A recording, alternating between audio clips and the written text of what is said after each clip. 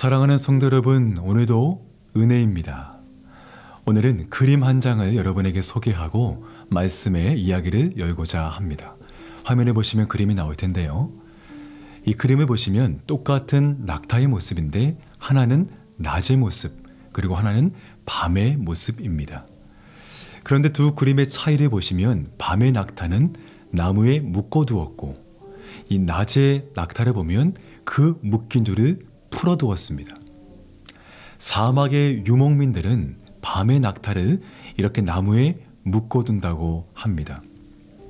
그리고 아침에는 그 끈을 다시 풀어놓는다고 하죠. 하지만 그림과 같이 풀어놓은 낙타는 도망가지 않고 여전히 그 자리에 계속 남아있는다고 합니다. 여러분, 왜 그럴까요? 왜냐하면 낙타는 자신이 나무에 끈이 묶인 밤을 기억해서 낮이 되어도 여전히 그 기억에 사로잡혀 전혀 움직일 수 없다라고 하는 겁니다. 여러분, 우리 모두는 자신의 삶을 살아가면서 상처를 경험하고 살아갑니다. 하지만 그 상처와 아픔이 때론 누군가에게는 한 걸음 더 도약할 수 있는 기회가 되기도 하고, 누군가에게는 그 상처 속에 영영이 묻혀 헤어나올 수 없는 그런 사람이 있다라는 것입니다.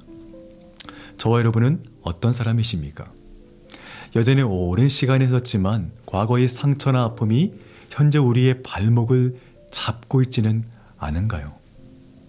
오늘은 지난날의 상처와 아픔을 믿음으로 승화한 믿음의 사람을 함께 살펴보겠습니다. 오늘의 본문은 예레미야 애가 3장 23절 우리 한 절인데요. 화면을 보시고 함께 읽도록 하겠습니다.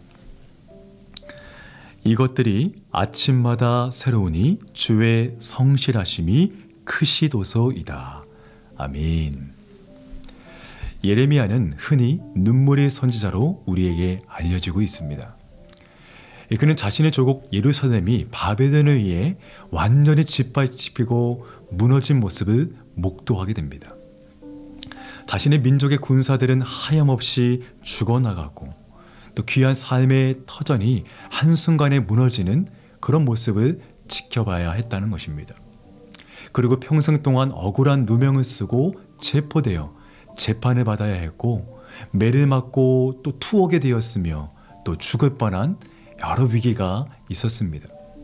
하지만 그럼에도 불구하고 그는 백성들에게 하나님 말씀을 담대히 전했던, 눈물로 전했던 그런 선지자였습니다. 오늘의 본문 애가는 더욱 백성들을 향해 그의 처절한 눈물의 호소가 담겨 있습니다. 우리는 한 절 말씀을 읽었지만 여러분 잠깐 시간을 내서 3장을 1절부터 아니 애가 전체를 한번 읽어보시기 바랍니다. 3장 1절에 보니까 이렇게 나와 있어요. 여호와의 분노의 매로 말미암아 고난당한 자는 나로다.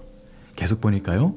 나를 이끌어 어둠 안에서 걸어가게 하시고 빛 안에서 걸어가지 못하게 하셨으니. 계속 나와요. 3절에 보니까 종일토록 손을 들어 자주자주 나를 치시는도다. 나의 살과 가죽을 쇠하게 하시며 나의 뼈들을 꺾으셨고 고통과 수고를 쌓아 나를 애우셨으며. 쭉 이렇게 나옵니다. 여러분, 지금 이렇게 고백하는 예레미야 선지자의 마음이 좀 느껴지십니까? 그의 삶 가운데 말할 수 없는 고난과 또 어둠과 큰 상처와 아픔 가운데 그의 인생을 살아갔다는 것입니다. 언뜻 보면 하나님께서 자신의 민족에게 향하신 이 엄청난 심판 앞에 괴로워하고 하나님을 향해 강력히 항의하는 그런 모습 같기도 합니다. 그러나 그는 21절에 가서 이렇게 고백해요. 이것을 내가 내 마음에 담아두었으니 그것이 오히려 나의 소망이 되었사옴은. 또 22절 말씀 보니까 여호와의 인자와 국률이 무궁하심으로 우리가 진멸되지 아니함이니이다. 오늘 본문 말씀 보니까요. 이것들이 아침마다 새로우니 주의 성실하심이 크시도소이다. 라고 이렇게 고백을 하고 있습니다. 여러분, 예레미야가 현재 처해 있는 상황과 환경은 결코 좋은 상황이 아니었습니다. 그의 뼈를 짓누르는 고통의 상황이었죠. 자신의 민족은 이방 민족의 처참히 짓밟히고 자신은 억울하게 누명을 쓰고 죽을 위기에 처한 상황이었습니다. 하지만 그럼에도 그는 하나님의 신실하심을 포기하지 않았습니다. 분명 이스라엘이 지금이라도 하나님의 언약을 기억하고 그분 앞에 회개하고 순종하며 나아간다면 하나님은 다시금 그들을 회복하실 것을 믿음으로 바라보았다는 사실입니다. 상처와 아픔에 머물러 주저앉아 있는 모습이 아닌 그 속에서 하나님의 선한 능력을 의지하기 시작합니다. 여러분, 이것이 바로 예레미야가 가진 신앙의 위대함이었습니다. 당시 예레미야가 처한 상황과 우리 각자가 처한 상황은 분명히 다를 것입니다. 그러나 믿음은요, 시대와 환경을 초월하는 것입니다. 우리의 삶 속에서도 도무지 이해할 수 없고 받아들일 수 없는 문제와 어려움이 있지만 하나님을 향한 신실한 믿음을 포기하지 않는다면 우리는 그 어떤 환경 속에서도 다시 일어설 수, 극복할 수 있다는 것입니다. 서두에 이 낙타의 이야기를 함께 나누었습니다. 우리는 누구나 다 상처와 아픔을 가지고 이 땅을 살아갑니다. 어떤 사람은 여전히 도무지 헤어나올 수 없는 깊은 터널 속에서 그 상처를 안고 평생을 살아갑니다. 스스로를 가두는 사람이 있습니다. 그리고 이제는 그 환경과 상황에서 벗어났지만 여전히 그 상처의 기억을 안고 평생을 살아가는 사람이 있더라는 거죠. 하지만 반면에 그 역시 도무지 감당할 수 없는 시련을, 아픔을, 상처를 겪었지만 오히려 그 속에 더욱 하나님의 선한 능력을 경험합니다. 나는 비록 너무나 작고 연약하지만 내가 믿는, 내가 신뢰하는 나의 하나님은 너무나 크고 위대하신, 능치 못함이 없으신 나의 아버지가 되심을 고백하고 깨닫게 됩니다. 그리고 그 상처의 기억에서 도리어 일어나서 상처 입은 치유자가 되어 나와 똑같은 상처를 입은 다른 사람에게 찾아가서 치유자가 되어줍니다. 오늘 예레미야는 그런 상처 입은 치유자였습니다. 사랑하는 여러분, 오늘 말씀의 거울을 통하여 여러분의 내면을 한번 살펴보시기 바랍니다. 그리고 우리가 가진 어떤 상처라 할지라도 그 상처를 가지고 예수님 앞으로 나오시기 바랍니다.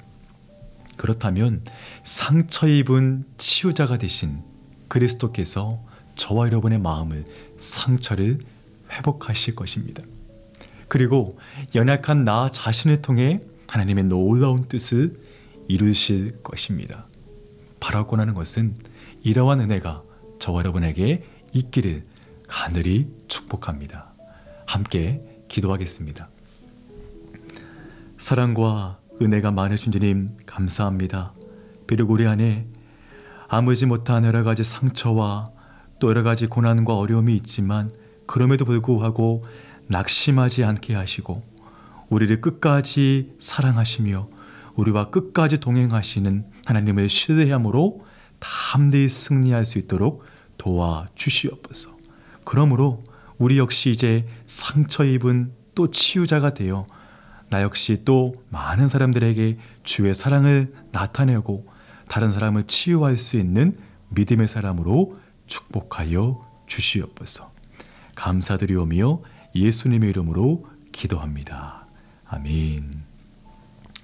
계속해서 여러분의 마음을 돌아보시고 또 여러분 안에 있는 기도의 제목을 가지고 함께 기도하시면서 오늘 하루를 믿음으로 승리하시기를 간절히 축복합니다.